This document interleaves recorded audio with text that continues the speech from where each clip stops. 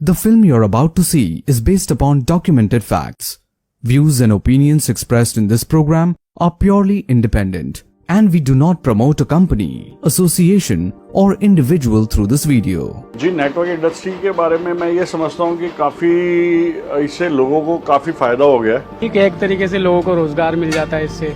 अच्छी है, देखिए बीच में मिडिल मैन नहीं रहता तो डायरेक्ट कंज्यूमर को बेनिफिट मिलता है।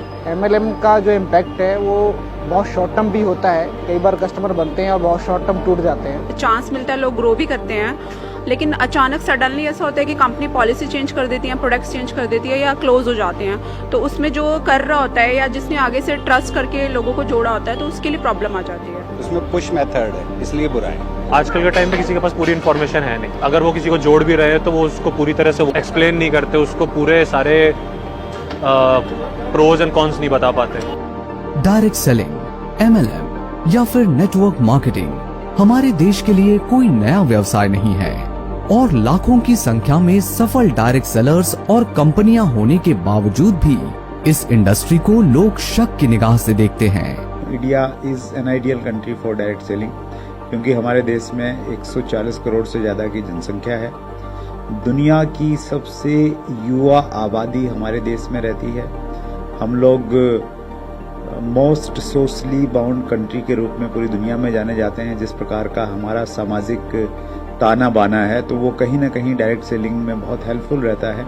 हमारे देश में, भारत में करीब 400 से 500 कंपनी मेरे ख्याल से डायरेक्ट सेलिंग के नाम पे व्यवसाय कर रही है। जब मैं भारत सरकार में कंज्यूमर अफेयर्स सेक्रेटरी था तभी मुझे डायरेक्ट सेलिंग से डायरेक्टली डील करने का मौका मिला, क्योंकि इंटरनल ट्रेड नामक विषय कंज्यूमर अफेयर्स डिपार्टमेंट देखती थी। इंडिया में डायरेक्ट सेलिंग काफ़ी पहले आई थी, कोई इसमें गाइडलाइन नहीं, कोई कानून नहीं है, तो भी ये फैलती चली गई। उसका रीज़न क्या था कि जब कोई सिस्टम सोशियो इकोनॉमिक स्ट्रक्चर को एड्रेस करता है, उसकी प्रॉब्लम को एड्रेस करता है, वो सिस्टम रोक नहीं सकते। 2016 से पहले डायरेक्ट सेलिंग के ऊपर में कोई गाइडलाइंस नहीं थी और लोगों ने उनका फायदा उठाया और बहुत सारी मनी सर्कुलेशन कंपनियां हमारे देश में आई। शुरू में जब ये बिल्कुल अनसपोर्टेड थी, इंडस्ट्री बिल्कुल हेफेजेड तरीके से चल रही थी, उस वक्त ये जरूरी था कि एक यूनिफाइड आवाज उठाना। आवाज उठी, समस्याएं तो समाधान भी निकले। कुछ एसोसिएशंस बनी जिन्होंने इस समस्याओं को, इंडस्ट्री की समस्याओं को रिप्रेजेंट किया, गवर्नमेंट को समझाया। जहां चुनौतियों भरे भारत में डायरेक्ट सेलिंग तेजी से विकास कर रही थी, वहीं कुछ लोगों ने डायरेक्ट सेलिंग की आड़ में चिट फंड और पॉन्जी स्कीम से लोगों को भ्रमित किया। 2011-12 एक ऐसा समय था जो डायरेक्ट सेलिंग के लिए सबसे मुश्किल समय कहा जाता है और उस मुश्किल समय में इंडस्ट्री एक ऐसे दौर से गुजरी कि पूरी इंडस्ट्री के ऊपर में डायरेक्ट सेलिंग कॉन्सेप्ट के ऊपर में क्वेश्चन मार्क लग गया था कि ये सही है या गलत है, ये चलेगा या नहीं चलेगा। और हिंदुस्तान की जो अच्छी अच्छी कंपनियां थी उन कंपनियों को बहुत टफ टाइम फेस करना पड़ा। दिसंबर 2011 से लेके अक्टूबर 2012 तक हमने अपने आंदोलन की शुरुआत की थी दिल्ली के रामलीला मैदान से। उसके बाद हम लोग जंतर मंतर पे रहे लगभग 13-14 दिन।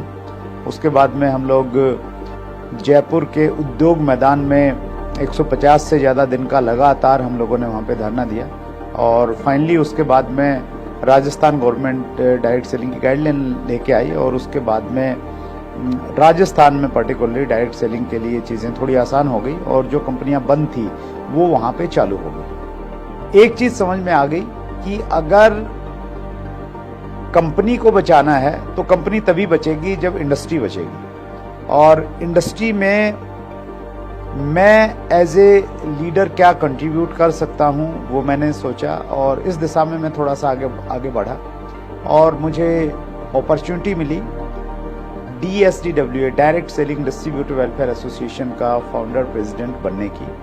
और वहाँ मैंने प्रयास किया कि जो जिम्मेवारी मुझे मिली है उस जिम्मेवारी को मैं अच्छे से निभाऊं। और हम लोगों ने RTI, राइट टू इन्फॉर्मेशन, जो एक हमारे देश में एक अच्छी व्यवस्था है जिसके तहत आप सरकार से बहुत सारे प्रश्न पूछ सकते हैं जो प्रश्न पब्लिक डोमेन में नहीं रहते हैं। तो हमने डायरेक्ट सेलिंग के बारे में RTI लगाई कि डायरेक्ट सेलिंग जो कॉन्सेप्ट है ये इंडिया में लीगल है या नहीं है।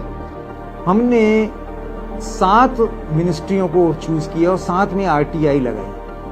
RTI लगाने के बाद हमने ये पूछा कि हमारे पास ये समस्याएं हैं, इनको समस्या लेकर हम किसके पास जाएं।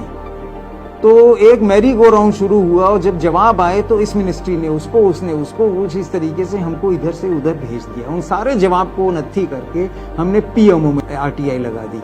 एक कमेटी बनी, इंटरनल मिनिस्ट्रियल कमेटी। उस कमेटी का मेन काम ये था, ये देखना, ये जानना कि डायरेक्ट सेलिंग जो बिजनेस है ये सही है या नहीं है, और अगर ये सही है तो इसकी क्या कोई गाइडलाइन होनी चाहिए। बार बार डायरेक्ट सेलिंग इंडस्ट्री के रिप्रेजेंटेटिव्स को मिलके मुझे ये लगा कि यस, एक कोई कानून की जरूरत है। 2 साल लगे अपने आप को ये पहचानने में कि हमारा सुनवाई कहाँ होगी। गाइडलाइन जो सेंट्रल की 2016 में आई है उससे कहीं पहले सन 2012 में राजस्थान स्टेट की गाइडलाइन आ चुकी थी। उसमें federation of direct Selling association का उसमें उल्लेख भी है कि उनकी मांग पर ये दिया जा रहा है। वर्ष 2020 डायरेक्ट सेलिंग के इतिहास में महत्वपूर्ण मील का पत्थर साबित हुआ। जुलाई 2020 से कानून में इसको कहा गया कि ये एक ऐसी प्रोडक्ट सेलिंग प्रक्रिया है जो कि नेटवर्क के थ्रू काम करती है। तो ये बहुत बड़ी जो उपलब्धि डायरेक्ट सेलर्स के लिए थी, डायरेक्ट सेलिंग कंपनीज के लिए थी।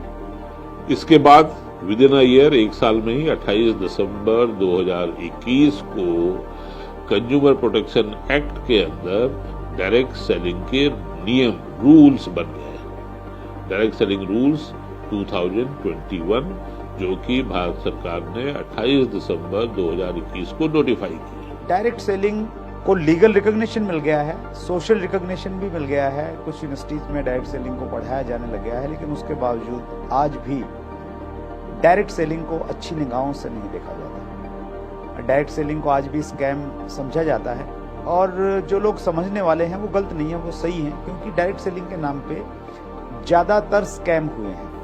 एसोसिएशंस अगर होंगी तो एसोसिएशन लोगों को टीच करने का भी काम करेंगी, लोगों में जागरूकता फैलाने का काम करेंगी।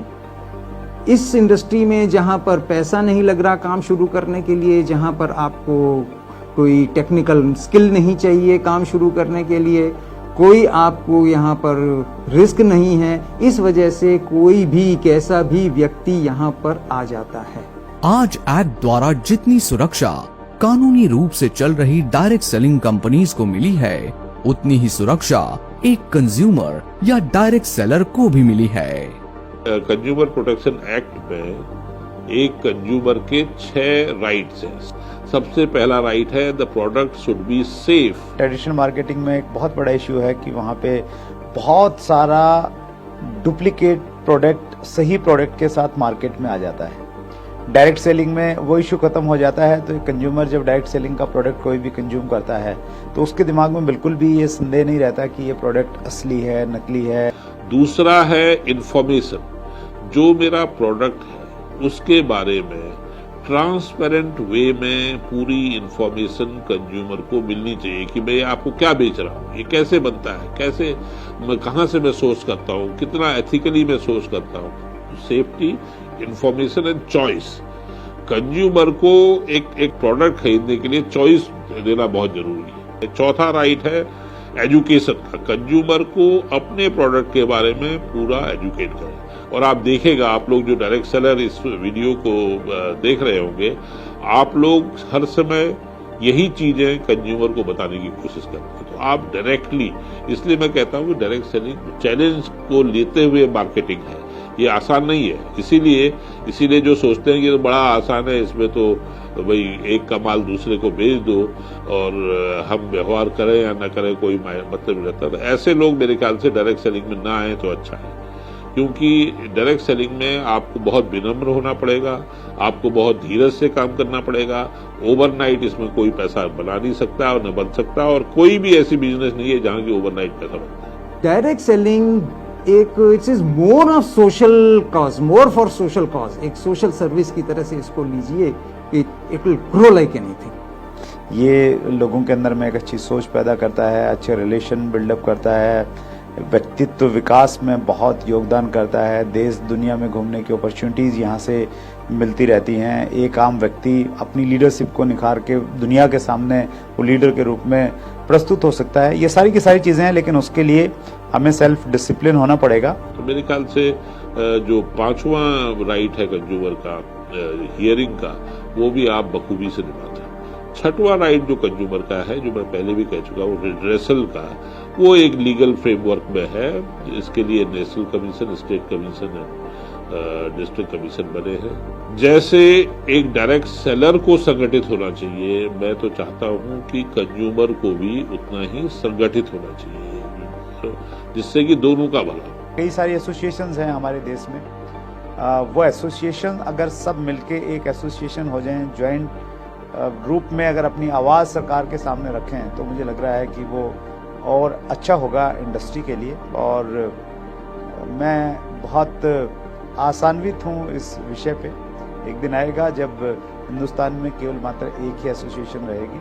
अनफॉर्चुनेटली बैड एम्बेसडर्स इस इंडस्ट्री में बहुत है, क्योंकि वो थोड़े दिन आए, उन्होंने देखा और उनको बताया गया कि भाई यहाँ तो बहुत ही, यहाँ तो पैसा ही पैसा है, मालामाल हो जाओगे, और वो सोचे कि पहले दिन या पहले हफ्ते या पहले महीने या पहले साल में हो जाएंगे, तो वो नहीं हुआ। तो वो फिर जो है अपनी या इस प्रोसेस को, ये नेटवर्क मार्केटिंग को ही बदनाम करने लग जाते हैं। तो please beware of those people, उनसे सावधान रहें। किसी भी व्यक्ति को डायरेक्ट सेलिंग में इंट्रोड्यूस करने से पहले इसके चैलेंजेस बहुत अच्छी तरह समझा दें। डायरेक्ट सेलिंग इंडस्ट्री में हमारे यहाँ पे कल्चर है कि जो भी लोग अचीवर बनते हैं, जिनकी ज़िंदगी में बदलाव आए हैं, उनको हम लोग दूसरे लोगों के सामने प्रस्तुत करते हैं, ताकि नए लोगों को प्रेरणा मिले और वो रिलेट करें कि जब इसकी ज़िंदगी में इतने बदलाव आ गए तो मेरी ज़िंदगी में भी आ सकते हैं। ये साइकिल पे चलता था, आज इसके पास में मर्सिडीज आ गई है तो मेरे पास में भी आ सकती है। ये एक टूटे हुए घर में रहता था, आज बंगले में रहता है तो मेरा भी बन सकता है। तो ये पक्ष तो हम लोग दिखाते हैं, लेकिन इसके ऊपर में जो कंडीशंस अप्लाई हैं वो अक्सर हम लोग भूल जाते हैं। वो कंडीशंस बतानी जरूरी हैं कि इसके लिए कितना संघर्ष करना पड़ता है, कितना टाइम देना पड़ता है। अगर हम लोग उस प्रकार से अगर कहीं ना कहीं बताएंगे तो एक अच्छा संदेश जाएगा। और जो लोग किसी लालच के बस में आ जाते हैं, या कुछ लोग ये मान लेते हैं कि डायरेक्ट सेलिंग तो एक लॉटरी जैसा है कि अगर लॉटरी लग गई, और बहुत सारे लोग कहते भी हैं कि ये तो किस्मत का काम है, किसकी अच्छी चल गई तो वो कामयाब हो जाता है, किसी के नीचे 2 लोग अच्छे, 4 लोग अच्छे मिल गए तो वो उसकी ऐस है और बाकी लोगों के लिए बड़ी मुश्किलें हैं। तो ये हमारा फर्ज बनता है कि हम इंडस्ट्री की अचीवमेंट्स दिखाएं, और अचीवमेंट्स कैसे मिलती हैं, जो प्रोसेस है वो भी अगर हम लोग बताएंगे तो एक सही संदेश समाज में जाएगा, लोगों के बीच में जाएगा। There is no entry barrier. एक ही बैरियर है कि आपको मेहनत करना आना चाहिए। अगर आप मेहनत नहीं करेंगे, आप विनम्र नहीं होंगे, जो एक ही बार में सफलता नहीं, बार बार मेहनत करने के बाद सफलता अर्जन करना चाहेंगे। तो there is nothing like direct selling.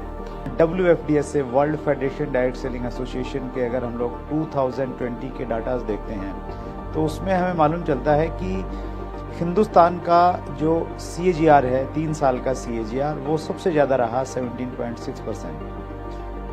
सो ये एक बहुत अच्छा संकेत है कि हम लोग बहुत तेजी के साथ में ग्रो कर रहे हैं। मैं तो यही कहूँगा कि long live direct selling in India. आज करीब 15,000 करोड़ का टर्नओवर इसका हमारे देश में है, और मैं तो चाहूँगा कि बहुत जल्दी ये करीब 1,50,000 करोड़ की इंडस्ट्री इस देश में बने, और इसका एक ही संगठन हो और सब एक साथ मिलके काम करें।